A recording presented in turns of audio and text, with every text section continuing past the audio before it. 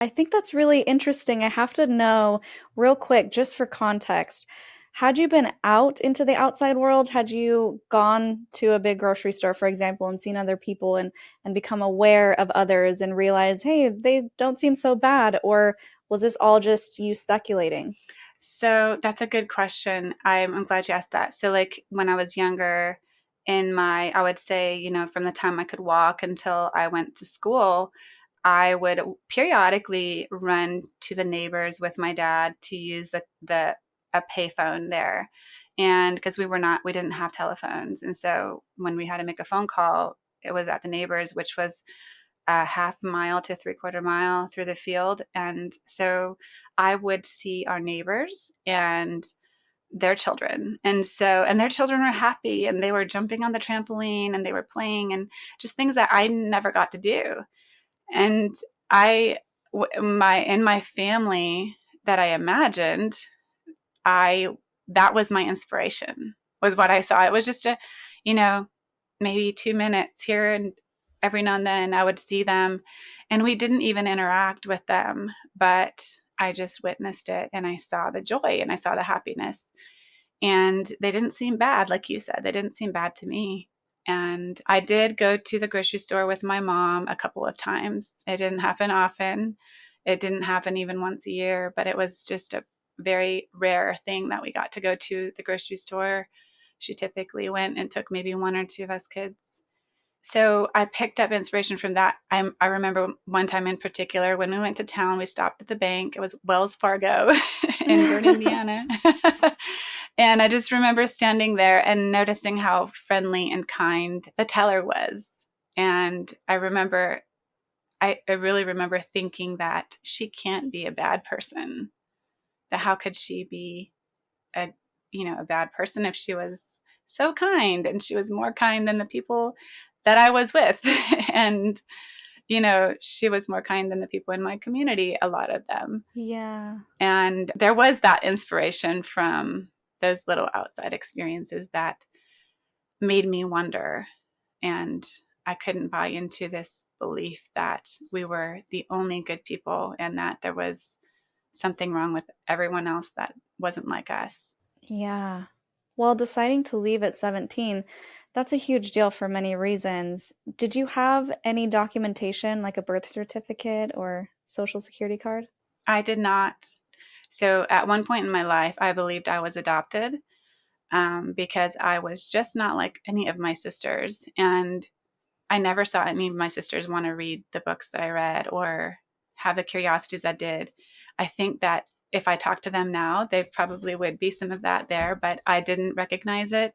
And so I thought there was something different about me and I probably adopted. And I thought about it so much that I convinced myself I was. And I convinced myself I don't even look like them. And so I went looking for a birth certificate in my parents' filing cabinet and I didn't find one. And some of my siblings did have a birth certificate given to them. I was born at home without the doctor present. He didn't, for some reason, wasn't there. My mother had the same doctor for all of her babies, and he came to the house back then. His name was Dr. Osborne, and he wasn't there for me. I was the only like unassisted birth my mom had, and I understand now that's why I didn't have a birth certificate too. But yeah, I didn't have any documentation. And I discovered that after I left, that it didn't, not only was it not in the filing cabinet, it didn't You exist. didn't exist. Hmm. Technically, to the States, you didn't exist. Right. So you're 17 and you're thinking, I just can't stay in here anymore. You're risking everything, including your salvation, not really understanding how the outside world works, just knowing that you don't want to be in the Amish community anymore. Hmm. How do you even go about planning this escape? How did you execute that? Hmm. My sister and I ran, or we left home without my parents. We left a note for them. So again, I'll back up a little bit. My older brother had left the Amish community that we were in at the time, and he was married, and him and his wife quit coming to church. My brother started driving a car, that kind of thing, and so he didn't want to be in the Amish church anymore. And as a result of that, I was not allowed to have any contact with him. And he was the brother that I was the closest to.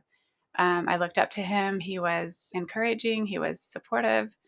So I talked with my brother on the phone at this point in our life. We did have a phone on our property, not in the house, but we had it on the property. And I got a phone call with him, and I nearly got caught, but I asked if he could pick us up, and it was, I gave him a date and a time, and he communicated somehow. Those details are fuzzy as far as like how we set this up, but he showed up in his car, him and his wife, and picked us up and drove us across several state lines. And I was a minor, I was 17, and so my father threatened to call the police and ultimately decided not to after he realized that we were going to tell on him if he called the police. And so he was worried about that. So he didn't end up calling the police. But we were taken to a community that was, when my brother left, he had not joined another church yet, but they were sort of associating with this group called Charity Fellowship. And it's almost like a knockoff of Mennonite. I'm not using the right language for that, but yeah, it's like a branch off of Mennonite. There's Amish, then Mennonite, and then there's Charity Fellowship, and I think there's other conservative groups also.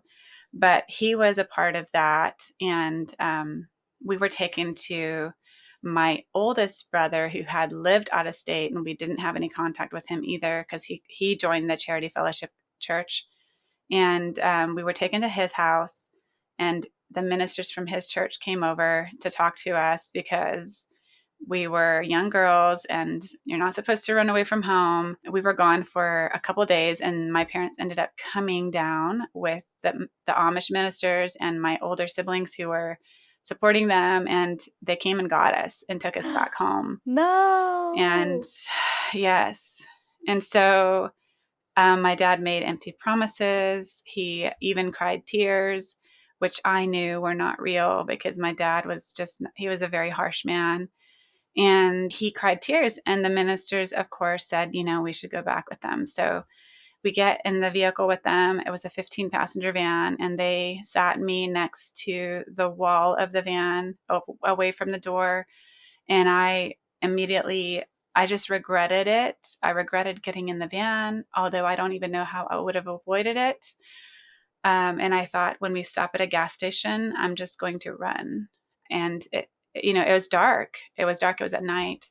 And I thought, I'm just going to run. I can hide. They can't find me in the dark. And when we got to the gas station, they didn't let me out of the car.